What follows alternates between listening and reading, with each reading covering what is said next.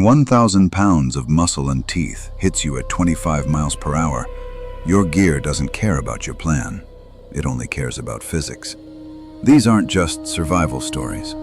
They are the moments where stopping power becomes a myth and geometry becomes the only thing that saves your life. From the dense brush of Alaska to the frozen larch forests of the Soviet Union, this is the anatomy of the encounter. In a dense spruce corridor in the Talkeetna Mountains, a wilderness photographer fired 8 rounds from a semi-automatic pistol at a charging grizzly and failed to stop it. His guide ended the encounter with 2 shots from a 6-round revolver. What the forensic reconstruction of this September 2014 encounter reveals is less about which platform is superior and more about the specific mechanical conditions that cause a semi-automatic to fail during physical contact. September 2014, the Talkeetna Mountains, south-central Alaska. The temperature sat near 43 degrees Fahrenheit under low cloud cover. The spruce stands in this part of the range grew dense enough to cut visibility to 30 or 40 feet, and the ground, years of accumulated moss over soft, decomposed material, absorbed footfalls almost completely. Marcus Cavell, a 51-year-old wildlife photographer, was moving through that terrain with an experienced guide named Roy Dench. Cavell carried a semi-automatic 10mm pistol with a 15-round magazine. Dench carried a .44 Magnum revolver, 6 rounds, hard cast. Earlier that morning, the pair had found fresh sign within a quarter mile of their current position: recently overturned rocks, scat, and a disturbed area of ground where something large had been feeding. They were moving in single file, with roughly 10 feet of spacing between them, enough to give each man a clear field of fire without the other in the way. The photographic assignment had brought Cavell into the area for the better part of a week. Dench had guided these drainages for years and knew the terrain well enough to know that the combination of low visibility, muffled ground, and a dense food resource in the area created close encounter conditions. The 10-foot spacing was deliberate, a tactical adjustment made after the morning's sign. Both men were alert. Neither was complacent. The variable they had not fully accounted for was how little distance remained between alert and contact in a spruce corridor at the speed a large bear closes ground. Cavell stepped over a fallen log and stopped. A large male grizzly, estimated at over 1,000 pounds, stood 80 feet away, partially obscured by a low spruce branch. The animal had not detected them until that moment. It dropped its head and came.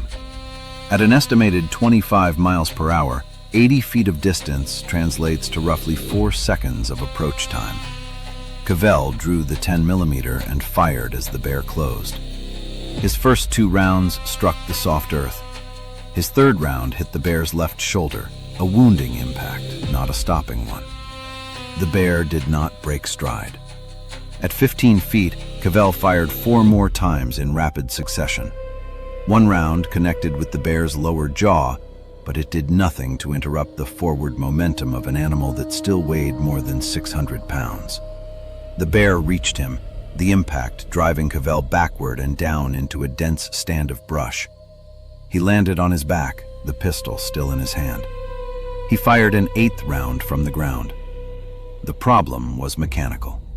As Cavell was driven backward into the thick, springy brush, the pistol's slide caught on the heavy, bunched fabric of his winter jacket during the recoil cycle. This external obstruction prevented the slide from returning to battery, a mechanical jam caused by the physical chaos of the contact. The pistol stopped. A spent casing sat in the ejection port. Cavell had a non-functional firearm in his hand and a grizzly with its jaws on his right calf. Dench had tracked the bear from 10 feet to the left throughout the charge. He did not fire during Cavell's engagement. The angle and proximity made a shot into the bear dangerous to Cavell. Now the animal was stationary, working on Cavell's lower leg. Dench fired from roughly 12 feet. The first .44 Magnum round, a 300-grain hard-cast bullet, entered behind the bear's shoulder and drove through the lung tissue.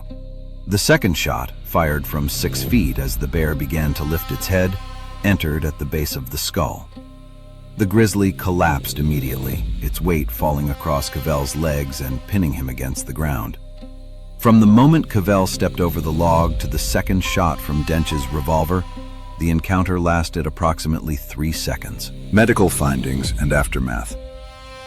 Cavell was evacuated and treated at a regional medical center for 3 deep puncture wounds to his right calf, consistent with canine tooth penetration, and a mild concussion from the ground impact during the fall.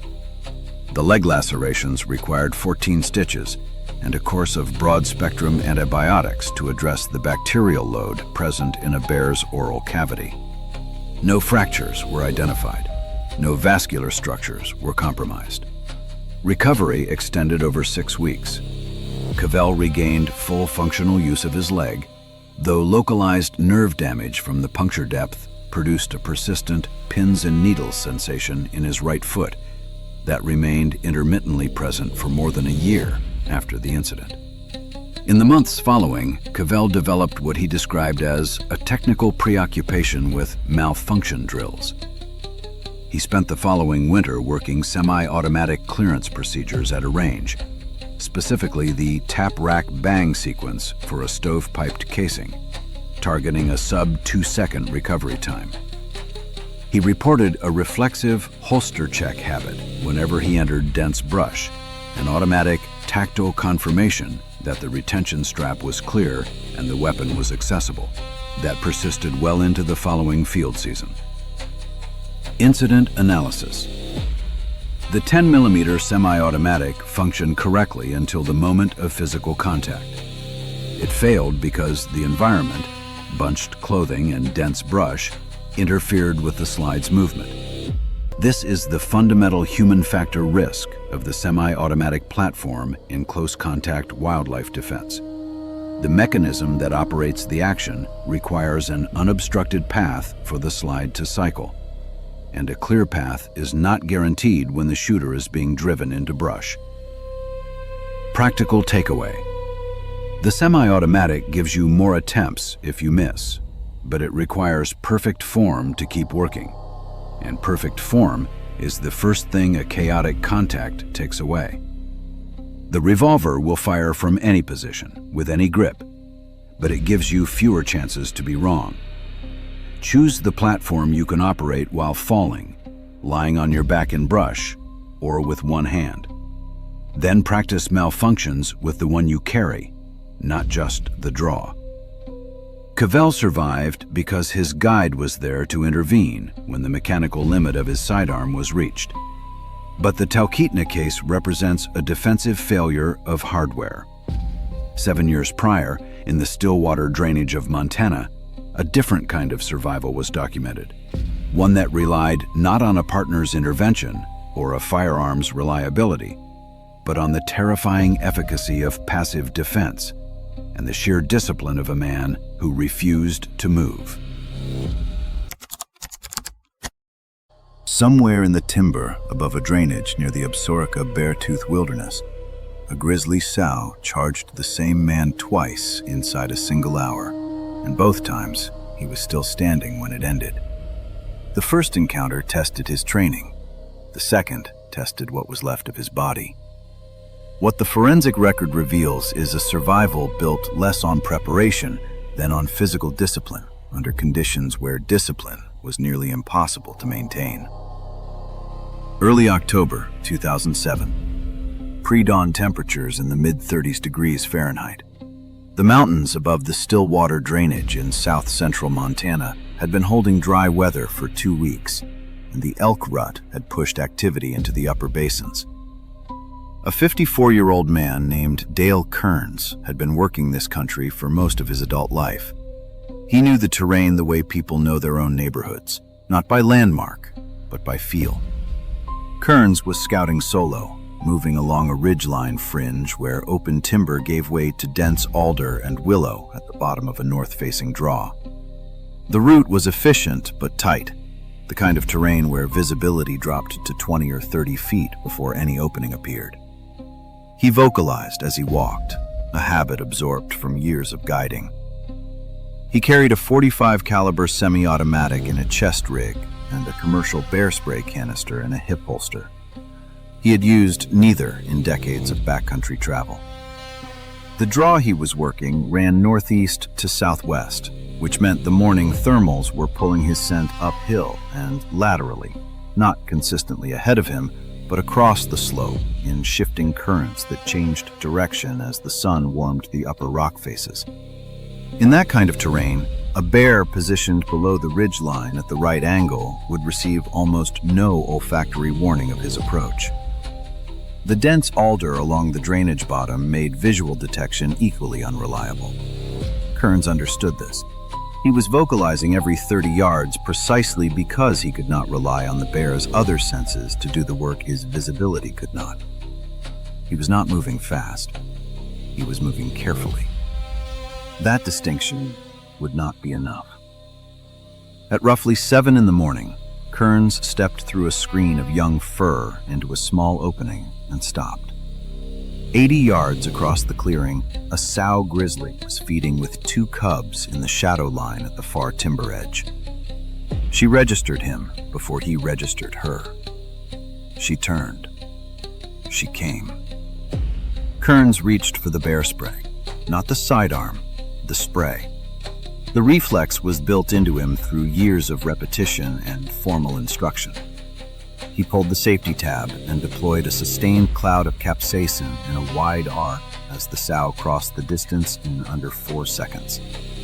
Traveling at nearly 30 miles per hour, her momentum carried her through the dispersed cloud before the irritant could trigger an involuntary ocular response. She did not stop.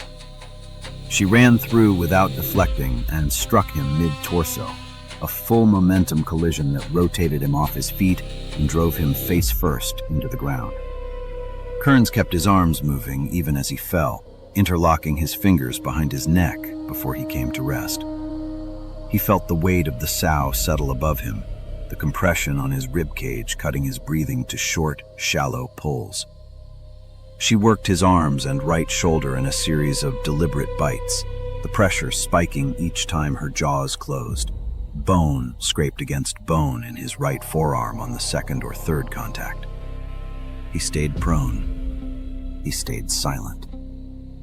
As the capsaicin began to inflame her mucous membranes and respiratory tract, her aggression became disorganized. The biting intervals grew shorter and less focused. After roughly 20 seconds of intermittent contact, the chemical exposure overcame her drive to continue, and she disengaged, pawing at her face, shaking her head against the burn, retreating into the timber. Kearns got to his feet. He conducted a damage assessment that took under a minute. Deep puncture wounds to both arms, and a scalp laceration at the crown of his head, producing a heavy venous bleed that was already sheeting down the side of his face. He folded a shirt from his pack against the wound and pressed it there with his right hand. Then he started walking. His truck was approximately 3 miles out at the trailhead. He knew the route. He had covered roughly 2 miles, 1 mile from the truck, when he heard brush break behind him, close and immediate. 30 feet back, the same sow came out of a thicket at a full run. She was still highly agitated, her eyes red-rimmed and watering from the lingering capsaicin exposure, her behavior driven less by tactical aggression than by pain and disrupted orientation. He dropped to the ground immediately, again interlocking his fingers behind his head. The second attack was faster and more focused than the first. She came in low and drove her jaws through his left forearm, a single focused bite that fractured the ulna with an audible snap, the pain arriving as a sharp, localized compression before spreading laterally into the surrounding muscle tissue. She shifted her weight to his lower back. But because Kearns remained silent and motionless, the sow's drive to continue found no behavioral feedback to sustain it. Still suffering from the earlier chemical exposure, her focus was fractured between the pain in her mucous membranes and the unresponsive figure beneath her. After several seconds, she disengaged for the final time and moved back into the timber. Kearns stood. He covered the final mile on his own power. He drove himself to the nearest clinic, approximately 40 minutes away, with significant blood loss affecting his peripheral vision by the time he reached the parking lot. Medical findings and aftermath. Trauma surgeons documented more than 25 puncture wounds and lacerations distributed across his arms, shoulders, and scalp. The most complex injuries were to the left forearm, a compound ulnar fracture requiring internal fixation, and the right shoulder, where the deltoid had sustained tears requiring multi-layer repair.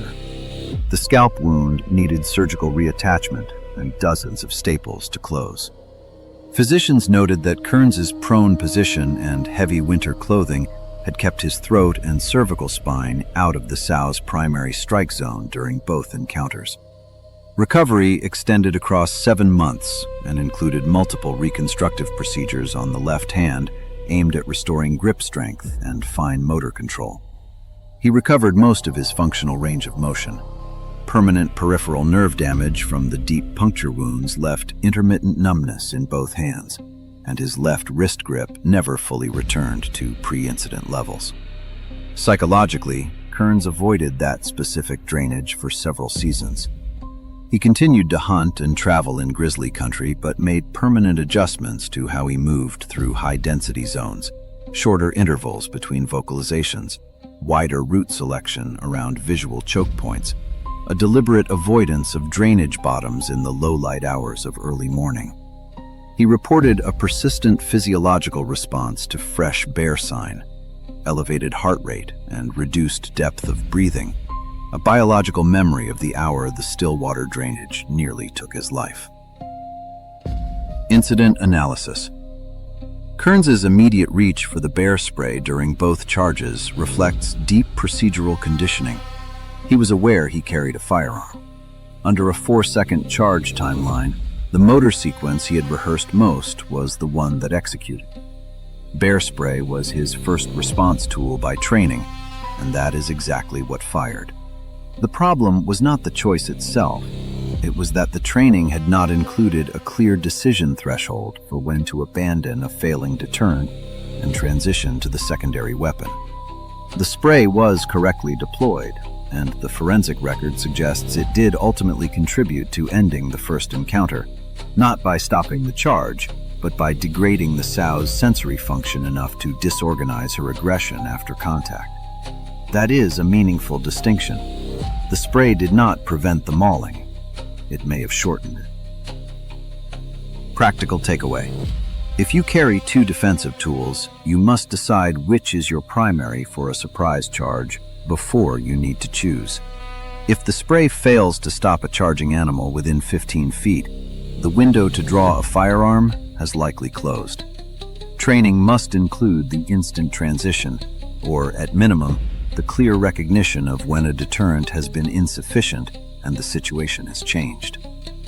Kearns survived by adhering to the rigid discipline of passive defense, tactic built for survival after contact has been made. However, passive defense relies on the environment providing the space to go prone and the bear lacking the motivation to consume. In the Frank Church wilderness of Idaho, 8 years later, a different variable would be introduced: vertical geography. On a 40-degree pitch, there is no room for physical stillness, and the window for defense is measured not in seconds, but in the speed of gravity. If you've loved these terrifying true stories so far, we need your help to keep sharing them and create new episodes every week. Please grab your phone, scan the QR code now, and tap the subscribe button that opens on your screen.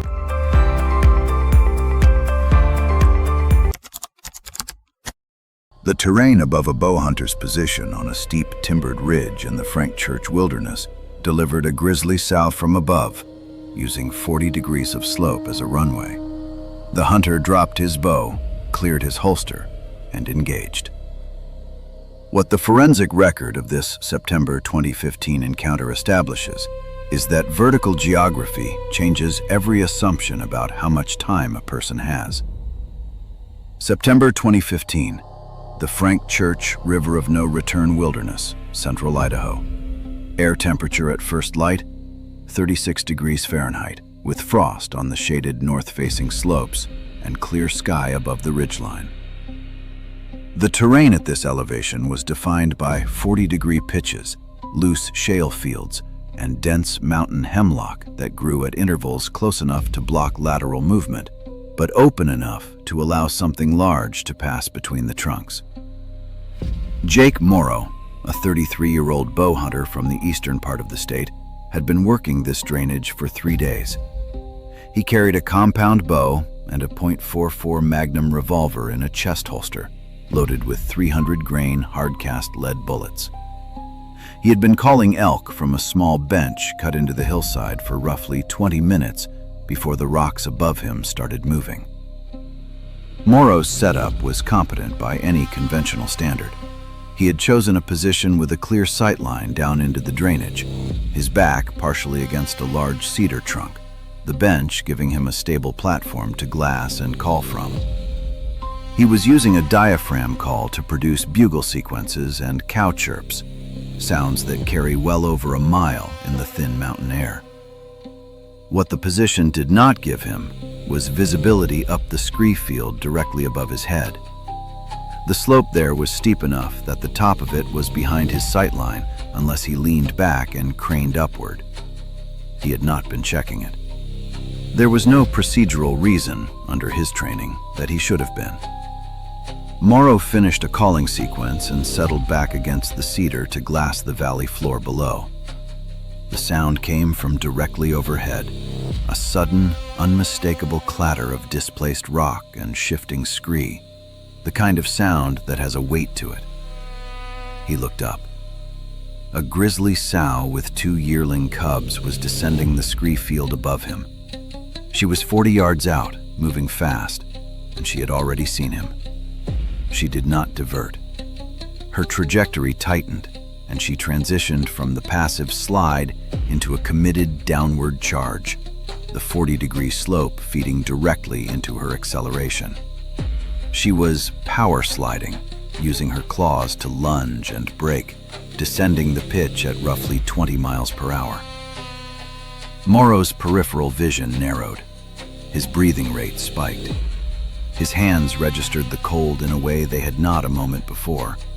A sharp, diffuse numbness in his fingers that was partly temperature and partly the adrenaline hitting his extremities. He dropped the compound bow to his left into the dirt. His right hand went to the chest holster. His fingers found the release, pressed it, and cleared the weapon. He cocked the hammer as he brought the revolver up. The geometry was wrong for a standard presentation. The bear was not approaching on a level plane.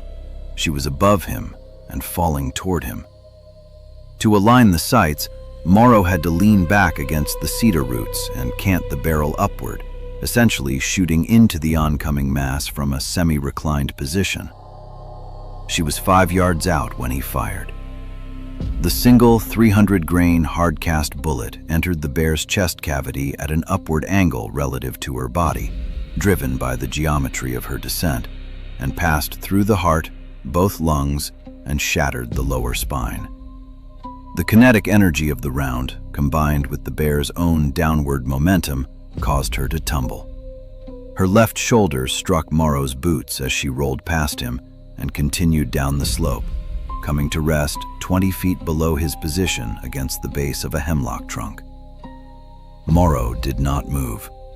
His hands were shaking badly enough that he could not close the holster.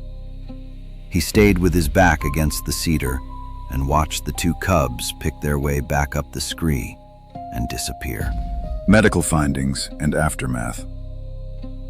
Morrow sustained no injuries. The sow's shoulder striking his feet as she tumbled past produced a grade 2 lateral ankle sprain, ligament stretching without structural rupture.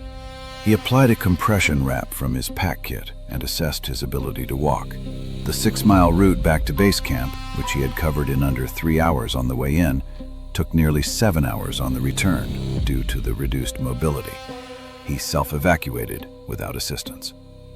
Morrow reported recurring episodes of shortness of breath and elevated heart rate triggered by the sound of loose rock moving on a slope. His hunting practice underwent a permanent structural change after the encounter. He stopped solo hunting on steep gradient terrain and adopted a systematic habit of clearing the slopes above his position before settling into any setup. Incident analysis. Morrow was calling elk with diaphragm sequences designed to produce realistic sounds. Grizzlies in high-density elk habitat have been documented associating these calls with the presence of food cues. The calls that were intended to pull a bull elk down the slope may have been the primary variable that drew the sow's attention. The .44 Magnum's terminal performance was aided by the bear's angle of approach. A shot fired upward into a descending animal at close range follows a path through the chest that a level shot on flat ground would not. The bullet's trajectory passed through the maximum available soft tissue volume, heart, lungs, and spine in sequence, because the bear's body was oriented toward Morrow. Practical takeaway. Before you settle into a calling position in steep terrain, look up. Clear the scree and timber above you the same way you would clear the approach corridors below. If something is going to reach you fastest in that country, it will come from the direction gravity assists, not the direction your training points you. Your defensive tool needs to be accessible in a single motion from whatever position you end up in, including leaning back against a tree on a 40-degree slope. Morrow's survival was the result of a single round placed with anatomical precision. It proves that even a lighter caliber can produce immediate mechanical shutdown if the geometry is correct. But when the target is stationary and the shooter has more time, the risk of a plausible but flawed aim point increases. In the Cassiar Mountains, a veteran guide would learn that terminal energy is irrelevant if the bullet is misplaced, and that a manual bolt action provides a dangerously narrow window for a second chance. The Cassiar Mountains of northern British Columbia hold the case file of a 1992 encounter in which a single, poorly placed rifle shot did not stop a grizzly. It triggered one. A veteran guide with a heavy-caliber bolt-action rifle fired at 40 feet and produced a wound that turned a stationary animal into a committed charge. What saved his life was his client's shot, placed correctly from 15 feet away. October 1992. The Cassiar Mountains, northern British Columbia. Mid-afternoon temperature, 33 degrees Fahrenheit, with light snow on the subalpine ground and a low ceiling pressing the timberline down. The balsam fir in this part of the range grew stunted and dense, head-height brush interspersed with tight-canopied trees that kept visibility under 50 feet in every direction. Carl Bremner, a 49-year-old outfitter with 2 decades of guiding experience in that country, was moving his client through the lower edge of this terrain on a packed game trail. Bremner carried a bolt-action rifle chambered in .375 H&H Magnum, loaded with 300-grain solids. His client, positioned 15 feet back, carried a secondary rifle of the same caliber. That afternoon, they had passed a fresh rub tree, bark stripped away, tufts of silver-tipped fir caught in the wood, within a quarter mile of their current position. Bremner had noted it and kept moving. The wind was at their backs. The route they were traveling ran along a natural game corridor that compressed the terrain on both sides, rock outcroppings to the north, a steep cutbank to the south. It was efficient ground to cover on foot, but it removed the option of lateral movement if something needed to be dealt with quickly. Bremner had hunted this drainage for years and understood its geometry. The fresh sign had raised his alertness. What it had not done was slow his pace or change his route. Bremner stepped into a small clearing and stopped. A male grizzly, estimated at 550 pounds, stood 40 feet away at the far edge of the opening, weight distributed evenly across all 4 feet, head tilted slightly, ears forward. The posture was curious, not aggressive. The bear had not yet decided what Bremner was. Bremner raised the rifle. His breathing shortened to rapid, shallow pulls. a physical response to the proximity of a large animal at close range and no cover between them. Rather than waiting for the bear to present a broadside angle to the heart-lung complex, Bremner chose to fire immediately. Under the acute stress of the sudden proximity, his aim was visually plausible but mechanically flawed. He pulled the shot high and left. The 300-grain bullet exited the muzzle at 2,500 feet per second and passed through the long hair and fatty muscle of the dorsal hump, missing the spine and scapula entirely. No lung tissue, no major vascular structures, no central nervous system involvement. The Grizzly's reaction was immediate and total. The pain produced a physiological cascade, adrenaline flooding the system, posture dropping low and forward, head down. The animal went from stationary to a full-speed charge in under 1 second. Bremner worked the bolt. The bear covered 40 feet in 1.2 seconds. Under the massive adrenaline load, the physical act of cycling a manual bolt action, even for a veteran, took nearly 1.5 seconds. He was struck before he could return the rifle to battery. The collision took Bremner at the midsection, the animal's full momentum transferring into his torso and driving him backward off his feet. He landed hard on broken limestone at the edge of the clearing, the impact fracturing 3 ribs on his right side and producing immediate shortness of breath and a temporary loss of motor control in his right arm. The rifle was no longer in his hands. The Grizzly came down on Bremner's left leg, its jaws closing on the quadriceps. The compression of the bear's weight on Bremner's chest made each breath shallow and incomplete. He could not generate the leverage to move. The client had tracked the charge from 15 feet back. He held his fire through the collision.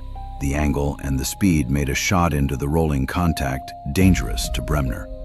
When the bear settled its weight on Bremner's leg and began working the bite, the client had a clear line. He aimed for the base of the skull and fired once. The bullet severed the upper spinal cord. The Grizzly died instantly and fell directly across Bremner's fractured leg. Medical findings and aftermath. Bremner was evacuated by bush plane to a trauma center in the region's main referral hospital. Surgeons documented a compound fracture of the left femur, extensive deep tissue lacerations to the thigh and right shoulder, 3 fractured ribs, and a localized pulmonary contusion from the ground impact. The femur required titanium rod fixation. Intravenous antibiotics were administered immediately to address the bacterial load characteristic of grizzly bite wounds. Physical recovery extended across 14 months of structured rehabilitation. Bremner regained the ability to walk without mechanical assistance, but a permanent sensory deficit in his left calf, consistent with nerve damage at the site of the deep puncture wounds, remained after recovery was otherwise complete. He walked with a slight asymmetry in rough terrain for the rest of his life. Bremner did not return to guiding after the incident. He reported a complete and deliberate withdrawal from dense timber environments and described recurring intrusive recall of the bear's posture in the fraction of a second before the collision. Incident analysis. On a grizzly, the dorsal hump is composed of the shoulder muscle group, a dense mass of tissue that sits above and forward of the thoracic cavity. A shot aimed too high of the visible profile, or at the top of that hump, will frequently pass through muscle and exit without contacting the lungs, heart, or spine. Bremner's shot missed every structure that would have stopped the animal. It was a wound, and the wound made everything worse. Practical takeaway. Aim low and forward on a grizzly, not at the hump.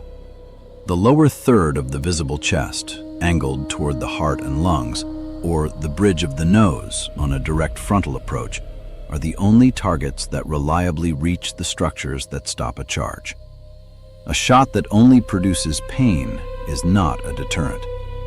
At close range and under stress, it is likely to be the reason the encounter becomes unrecoverable. Bremner's case highlights the danger of high-energy rounds that fail to reach vital structures.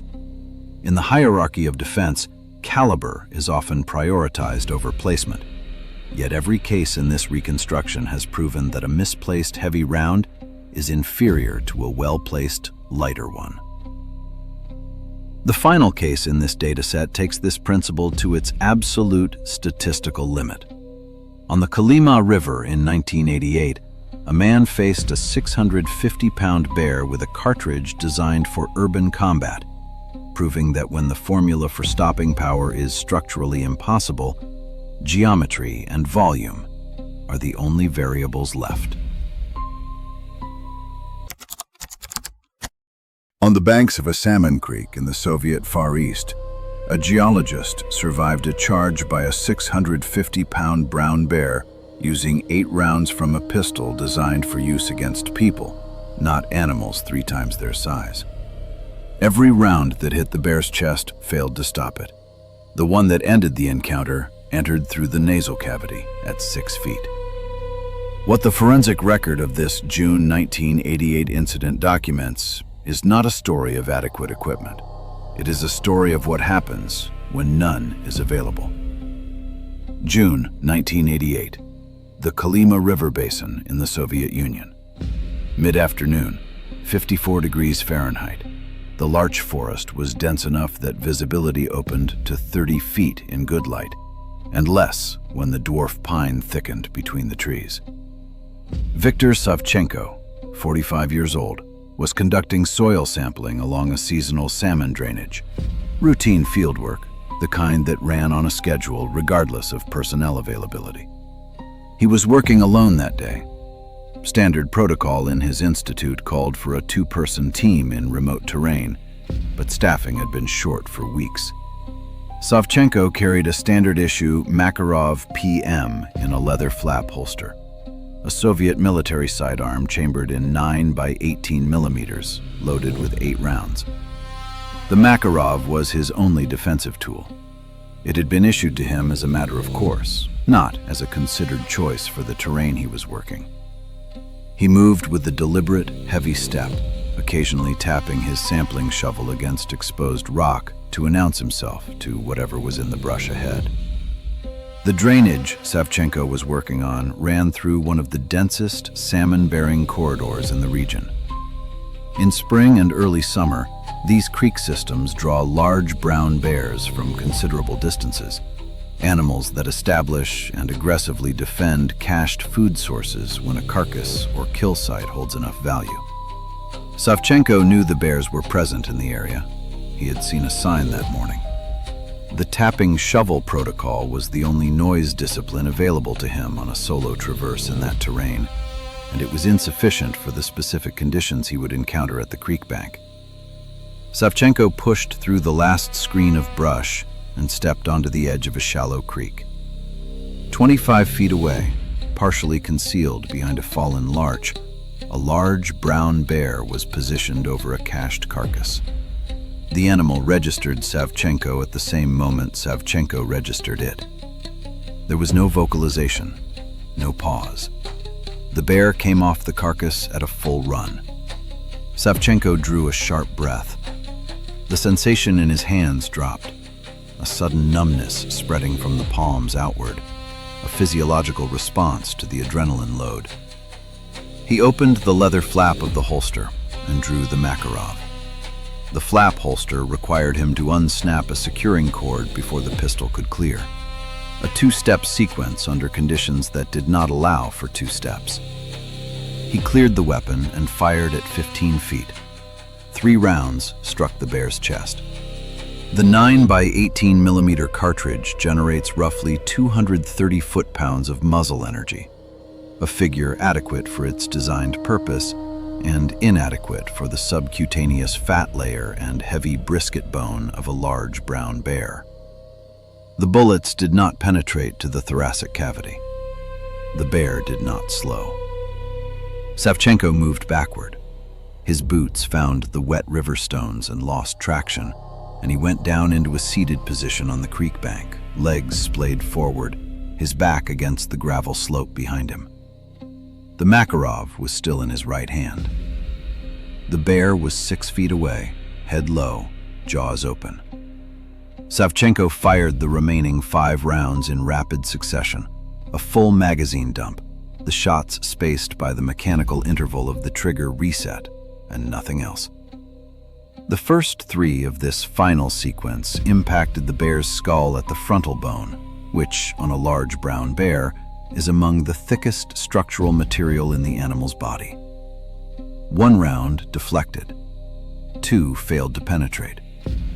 However, because Savchenko was now seated on the ground below the bear's head, his sights were angled upward into the facial structure, rather than down into the thickest bone at the crown.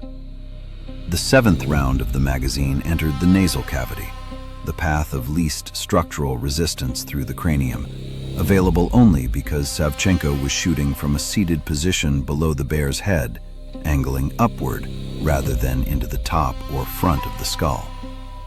It passed through the thin ethmoid bone and reached the brainstem. The bear's front legs gave way mid-stride. Its full weight came down on the gravel creek bank, the snout stopping less than 2 feet from Savchenko's boots. He remained seated on the rocks. His breathing was audible and rapid. His hands were shaking badly enough that when he attempted to depress the magazine release to reload from his spare clip, he could not control the motion. He sat with the empty pistol, the slide locked back on the final 8th round, and waited until his hands steadied. Medical findings and aftermath. Savchenko sustained no injuries from the bear. The fall onto the creek bank produced shallow lacerations on both palms and his right elbow, contact cuts from the angular river stones, which were cleaned and dressed at the field station that evening. The primary clinical concern documented by the station's medical officer was acute stress response. Elevated heart rate sustained for several hours post-incident, temporary fine motor impairment in the right hand, and an inability to perform detailed work for the remainder of that day. There were no lasting physical injuries. The psychological recovery was slower and less complete. Savchenko returned to field rotations 3 weeks after the incident, but colleagues noted a persistent change in his working pattern. He refused any assignment that did not include a second person carrying a long gun, and he developed a habitual, repetitive scanning behavior, checking his perimeter in a fixed rotational sequence at short intervals that interrupted his sampling workflow and drew comment from his team. Within 2 field seasons, Savchenko requested a transfer to laboratory-based analysis work. His stated reason was difficulty maintaining concentration in the field. Co-workers reported that he described recurring auditory recall, the specific sound of the Makarov's slide locking back on an empty chamber that surfaced without warning during unrelated tasks. Incident analysis. The 9x18mm Makarov cartridge was not designed for and is not adequate for large predator defense. Its sectional density is insufficient to reliably penetrate the frontal skull or brisket bone of a brown bear-sized animal. Savchenko's survival was a statistical outcome of volume, 8 rounds fired at a closing target, one of which found the one structural opening in the skull that the cartridge could penetrate. That outcome cannot be planned for and cannot be relied upon as a strategy. Practical takeaway. If the only firearm available is underpowered for the threat, the eyes, the nose bridge, and the base of the neck are the only targets worth attempting at close range. The frontal skull and chest of a large brown bear are not reliable stop zones for low-energy cartridges. Aim small, fire continuously, and do not stop until the animal does. A small caliber placed correctly ends the encounter. A large caliber placed badly does not. Whether it was a jammed slide in the brush or a perfectly placed shot from a seated position, these encounters prove one thing: caliber is secondary to geometry and discipline. You don't just carry a tool, you carry the responsibility to know exactly how it fails. In Grizzly country, your survival isn't just about the gear on your chest. It's about the presence of mind to use it when the world turns upside down. If you've loved these terrifying true stories so far, we need your help to keep sharing them and create new episodes every week. Please grab your phone, scan the QR code now, and tap the subscribe button that opens on your screen.